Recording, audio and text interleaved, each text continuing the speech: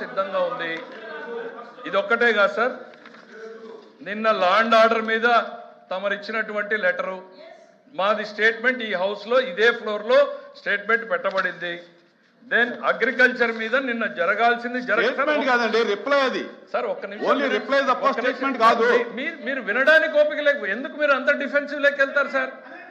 ఎందుకు డిఫెన్సివ్ లెక్క వెళ్తున్నారు? ఎందుకు డిఫెన్స్ లో పెడుతున్నారు సభని? ఎందుకు డిఫెన్స్ లో పెడుతున్నారు సభని? సభని కాదు, మీరు జరిగేటటువంటి సభని ఎందుకు డిఫెన్స్ లో పెడుతున్నారు? మీరు ఇచ్చినటువంటి లెటర్ ని కూడా నేను ఇవ్వలేదు. రాంగోపాల్ వచ్చేయండి. అవును, మేము సమాధానం చెప్పడానికి సిద్ధంగా ఉన్నాం. తెల్లవారుజామున 2 గంటల దాకా జరిగినా కూడా ఈ ప్రభుత్వం ఇక్కడే ఉంటుంది. ఈ లడ్డు మీద, కల్తీ నెయ్యి మీద సమాధానం చెప్పడానికి ప్రభుత్వం సిద్ధంగా ఉందని మళ్ళీ చెప్తా ఉన్నాను. ఎందుకు మేము స్టేట్మెంట్ ఇస్తామంటే వినడానికి మీరు సిద్ధంగా లేరంటున్నా. ఎందుకు భయపడుతున్నారని నేను అడుగుతాను. లడ్డు మీద ప్రభుత్వం స్టేట్మెంట్ ఇస్తుంది అనంటే ఎందుకు భయపడుతున్నారు మీరు? వినడానికి ఎందుకు సిద్ధంగా లేరు? తెల్లవారుజామున 2 గంటల వరకు ఈ ప్రభుత్వం దానికి సమాధానం చెప్పడానికి, చర్చించడానికి సిద్ధంగా ఉంది. మీరు చేసినటువంటి అవినీతిని, దుర్మార్గాన్ని, హిందూ సమాజ వ్యతిరేక చర్యల్ని ఎండగట్టడానికి ఈరోజు ప్రభుత్వం ఇక్కడ సిద్ధంగా నిలబడింది. ప్రభుత్వ స్టేట్మెంట్ వినడానికి మీరెందుకు భయపడుతున్నారని నేను అడుగుతాను. ఈ ప్రభుత్వం సిద్ధంగా పారిపోతుంది. ఇంతవరకు చెప్పినన్ని కూడా సత్యదూరమైనవి అబద్ధాలు, దోపిడీ కోసం వాళ్ళు హెరిటేజ్కి వచ్చి దోచిపెట్టడానికి కోసం ఈ అంశాన్ని తీసుకొచ్చారు. ఆ దేవదేవుణ్ణి అబాధులు సృష్టించి వీళ్ళు ప్రభుత్వం కోసం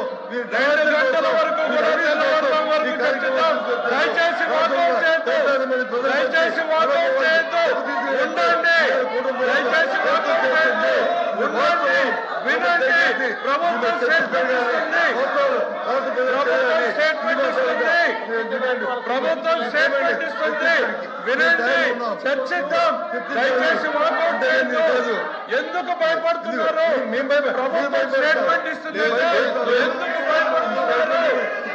ఎందుకు భుజాలు ఎందుకు భయపడుతున్నారు?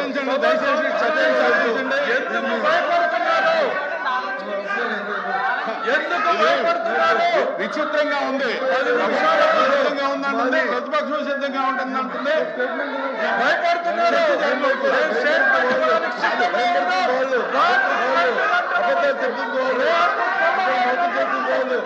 దయా కోసం, దోపిడీ కోసం మీరు చేస్తాను ఈ వ్యవహారం. ఇది కాదు.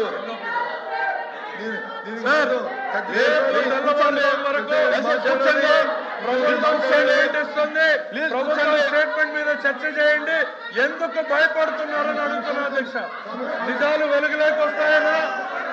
నిజాలు వెలుగులోకి వస్తాయని భయపడుతున్నారు. ఈ రోజు మా రామనారాయణ రెడ్డి గారు నిన్న సభలో మాట్లాడారు. ఇవాళ